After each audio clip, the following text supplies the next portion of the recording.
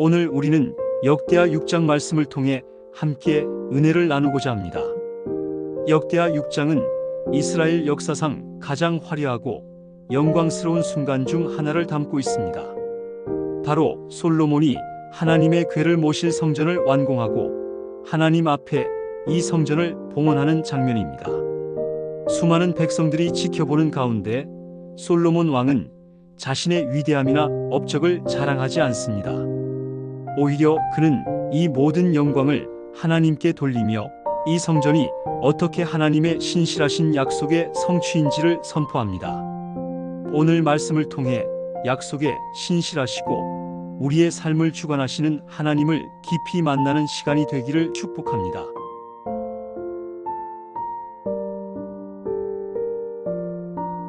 역대하 6장 1절부터 11절까지의 말씀입니다. 그때 솔로몬이 이르되 여호와께서 캄캄한 데에 계시겠다 말씀하셨사오나 내가 주를 위하여 거하실 성전을 건축하였사오니 주께서 영원히 계실 처소로소이다 하고 얼굴을 돌려 이스라엘의 온 회중을 위하여 축복하니 그때 이스라엘의 온 회중이 서 있더라. 왕이 이르되 이스라엘의 하나님 여호와를 송축할지로다.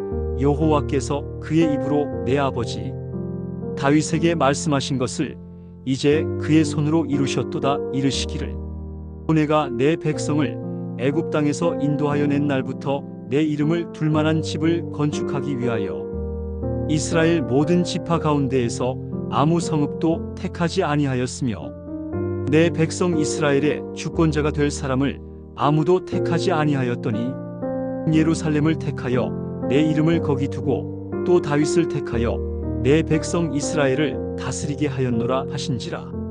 내 아버지 다윗이 이스라엘의 하나님 여호와의 이름을 위하여 성전을 건축할 마음이 있었으나 여호와께서 내 아버지 다윗에게 이르시되 내가 내 이름을 위하여 성전을 건축할 마음이 있으니 이 마음이 내게 있는 것이 좋도다.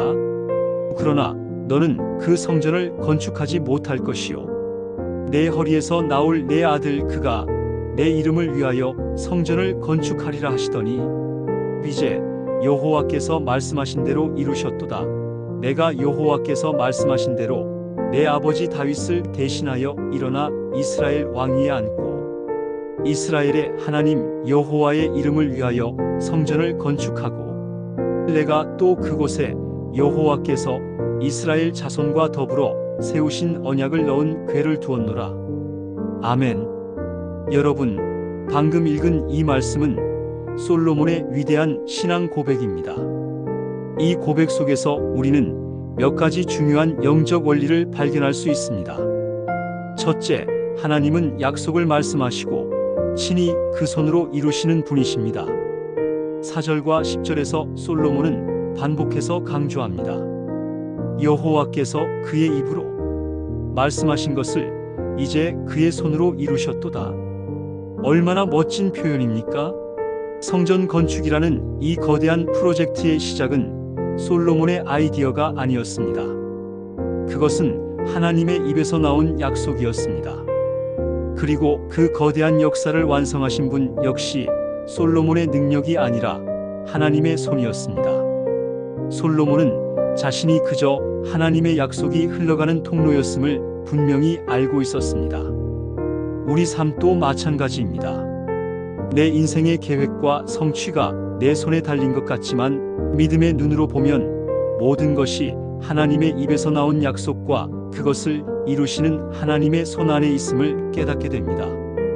둘째, 하나님은 역사의 주관자이십니다. 5절과 6절을 보면 하나님께서는 이스라엘의 그 어떤 성읍도 그 어떤 사람도 택하지 않으시다가 마침내 예루살렘을 택하시고 다윗을 택하셨다고 말씀합니다.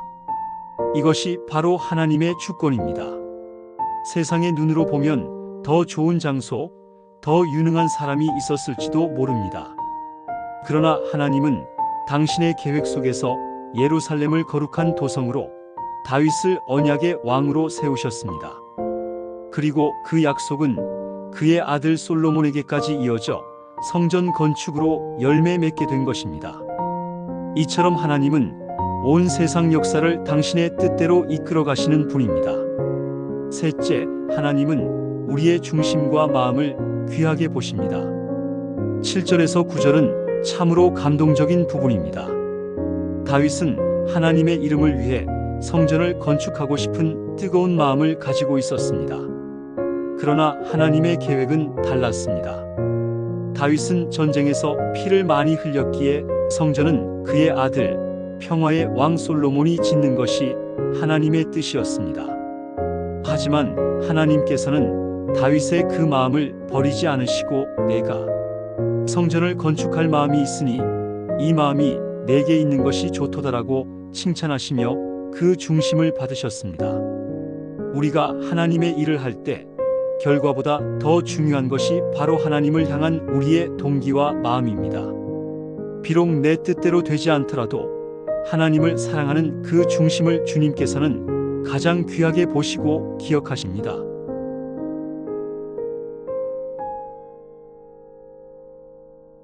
오늘 우리가 읽은 1절부터 11절까지가 서론이라면 12절부터 이어지는 42절까지는 솔로몬의 봉헌 기도의 본론이자 클라이맥스입니다. 솔로몬은 모든 백성이 보는 앞에서 놋단상에 올라 무릎을 꿇고 하늘을 향해 두 손을 들고 기도하기 시작합니다. 그는 먼저 하나님이 참으로 사람과 함께 땅에 계시리이까 하늘과 하늘들의 하늘이라도 주를 용납하지 못하겠거든 하물며 내가 건축한 이 성전이오리이까 라고 고백합니다. 이 위대한 고백은 성전이 하나님을 가두는 집이 아니라 무한하신 하나님께서 그의 백성과 만나기 위해 친히 정하신 은혜의 장소임을 선포하는 것입니다. 이어서 솔로몬은 이스라엘 백성이 앞으로 겪게 될 7가지 위기 상황을 구체적으로 아뢰며 기도합니다. 백성들이 범죄했을 때, 전쟁에서 패배했을 때, 가뭄과 기근과 전염병이 찾아왔을 때, 심지어 이방인들이나 포로로 잡혀간 자들까지도 이 성전을 향해 마음을 돌이켜 회개하며 기도하면 하늘에서 들으시고 그들의 죄를 용서하시고 회복시켜 달라고 간구합니다. 이 기도를 통해 우리는 성전이 단지 제사를 드리는 건물이 아니라 이스라엘 공동체의 모든 삶의 문제에 대한 해답이요 회복과 용서가 선포되는 소망의 중심지임을 알 수 있습니다. 여러분 영상 도움이 되셨다면 구독과 좋아요, 알림 설정까지 꼭 부탁드립니다.